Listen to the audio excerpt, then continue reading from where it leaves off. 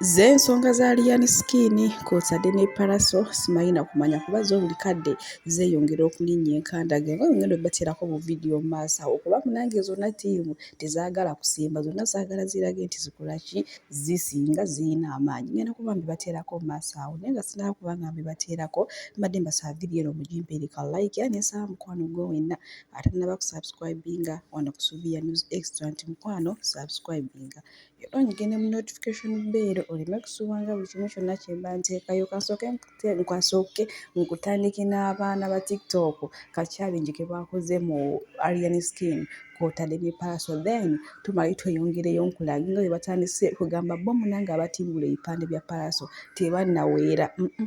buli lunaku kuva olutalo lwe lwatandika batimbula kati simanyi mwana mulenzi Pallaso kikyaliko oba buli bwalaba nga batimbula ebyo ebipande byebambi bye yali yatimba ebya konsati oba muli mu mutima awulira atya genda kuba byonna mbikotoosaako maaso awo njala tofika sala we kafumita akavaayo nabyenda olwazi olulaba Pallaso gwe kankulemezeemu eggaali mwana sebo nabadde ku live leero nga ngamba Pallaso agambye Liani Skin yabadde n'abantu 10 abaana ne bangamba yagambye abantu 15 naye abantu 15 gwe obamanyi gwe ne poliisi teyali batawuluza tosobola kuba musajja hands down nga ayina bakyali be 15 abaniga bali awo 15 okitegeera 15 nga bali awo ne batakuddiza hands down ne batakuddiza logic mayanja family mwe mwefulambu muwozaawoza naye ku luno mmwe nomala n'ogamba mbunze simu bubi nyimbira milioni 15 ekyo kyabadde kyetaagisa gw'obadde obalaki oyimbira 15 nga ani azikuwa mwagala otumanyira naye oba oziyimbira kyabadde kijjira waawo wabadde olina byobala naye ku luno boyityamu mbwabaza abantu 15 mbu bonna bali mwana mayanja family kati nno kati tugenda tandika beeke nenya buli kyemwoge tujja batwala n'embooku tugenda bakuba embooku saawa ya kooti afande munyobe are you ready bigulo gubina ngoddeeri eno kooti nkakalimwe muzze kuwaabirani Pallaso nze bapta badman jagwa scorpion kuno okuwoninga kugenda eri Pallaso Pallaso tugenda kukuba Pallaso suwe batiwe bakuba kyekigenda mu maaso abaana nga bawaga kati Pallaso atambulanga gwe batadde ku lisiti ya lumbuye Pallaso simutegeera Pallaso yani namwandu Maimune yabbye amasavu g'embizzi yimba mwakayimba ka Pallaso komanyi nkusonyiwe kwepicha jangu tugende mu kwepicha genda weepiikize Nalufeenya ogwo omutwe bagulinnye n'emipiira gya tuleera sebo gwe twogerako ye Pallaso Ssaabasajja gwe yasiima n'ennyimba ze sizimanyi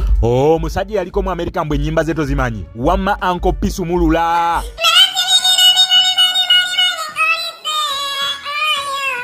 ndowooza kati gwe twogerako mutegedde simumanyi Pallaso bwe Pallaso omwana gwe bebererese ku kibanda ebyekisiru tujja kukuba gwe champion gudu onywa njaga ng'okyali mwana muto gwe champion gudu yagala oda mu kooti tiimu Kimenke mugambye Pallaso singa alemererwa okwetonda mugenda kukola mutya tugenda kwekalakaasa tugende mu kibuga tupame buli wamu tujje ku State House tujje pameemu Mr. Ludigo obadde ogamba kyekkooti ennyimba z'abamayanja family ngenda zijja mu ssimu yange ezaamuzeeyi mayanja neza eke zo zireke kayinza n'okuba kabadde kabaddi tingoba kabaddi oba si kabaddi saagala mmanya ate gwe obusungu ng'olina bungi mwana nyinza n'oyingira music industry ekkuba abayimbi mwenna abeefuula abaakabi Uncle P abasajja bali siriyasi mune bonaddukira Congo baba ne batandise okusoma maapu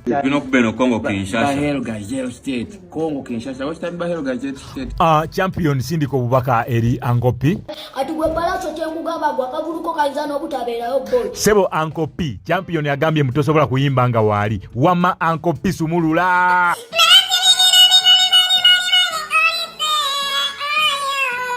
ati boy genda sula nga totudde era boy bulamu weeks abasatu naye era tujja kunoonya akavuluko tekagenda bayo Uncle P todduka gula wa Uncle P munsabire bakyali bange mwana munsabire mbu bino champion gudo byakunoonya bya ddala Pallaso olugudde boy neze champion gudo ekapa gamba asambwa afande mukongo kanga mwawo kwa Uncle P tuwulire bwafeesa Pallaso playing aka voice note mukulu oka akuweereza ng'omubulidde situation gy'olimu jajja nkiwawo otudde amatako gakubugumye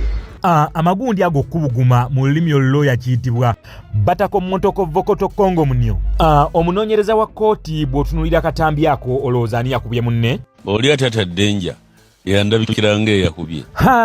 Uncle P mbadde ngenda kukuba kibooko bumbi 19 ku matu naye ku kyendaba ebimenke bisazeeko fuluma ekkooti otandike fogoda byebyo ate nga wamana mu mbirabiddeko nyongera okutegeeza abantu mukwano banyiivu okusinziira olw'ekyo Pallaso kyeyakoze ate bo baana ba TikTok tebeetaaga kumanya tobanyumiza ebyo bo buchallenge butandise dda naye baana mmwe bwetyo maaso awo olina bu vidiyo bulala ate munaye bo batiimu Pallaso ate nga batandise okukola ki okwegayirira ate munaye mumuleke ekivulu kya MTN ate munaye kigenda mumusala biki nawo bu vidiyo ngenda kuba nkola ki ngenda kubamba bateerako nenga maama katusabe Mukama ate akendeeze guno omuyaga oguzituse sayidi zombi. Ate gwe bulaza okola ki anko? Pallaso abasajja banyiivu bali na basajja banyiivu Pallaso okubulya osonga otya mukama waffe ngala akabuuko tekaliyo nkajjeeyo tebakulimba ankopi la festival evuddeyo mukitegedde tebabalimba akabuuko tekaliyo oliyasonze mukama waffe nga Pallaso tugenda kukuba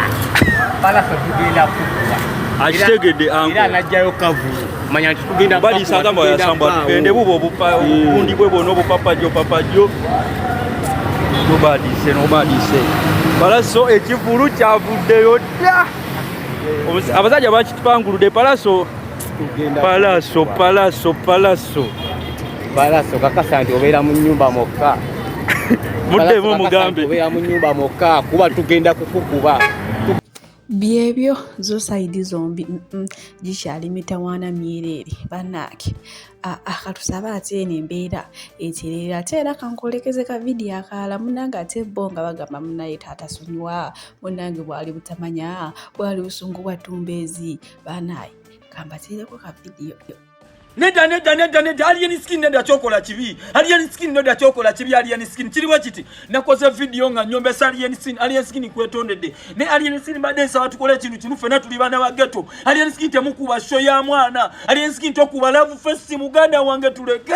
emutene tadde musende piti Pallaso si yali mu show sheri mwe muteni abantu abagendo twala mwe midalo okutunda chapati okola biki okola business ku love fest na kuzomwezi nga mwenda alien skin tokuba show gamba bana begaza bali mukutimbula posta muganda wange mbalala biki alien skin uliriza alien skin nkwagala nnyo limusajja era nakoze ka video nga nkuvuma netonze na alien skin tuleke show abana begaza mwena muli bala alien skin okuliddemu alien skin enesha bakuba ya alien skin agakatona omulala nakuba nyambadde na kiganda tata netonze alien skin tuleke show y'omwana muganda wange ogenda creatinga welinnye B nti alien skin yata show yange buladi eno show ya life alien skin totekanga ku show oli muginka alien skin uliza kuwa kitibwa nga gwe n'abaana ba ghetto bonna ba champion gudo mwena nze mbawe bona bamanyini musajja wawe tata ne mbadde nsaba tuleke shwali alien skin eno banga abadde stunting nga mwakoze ebintu byamwe kwetega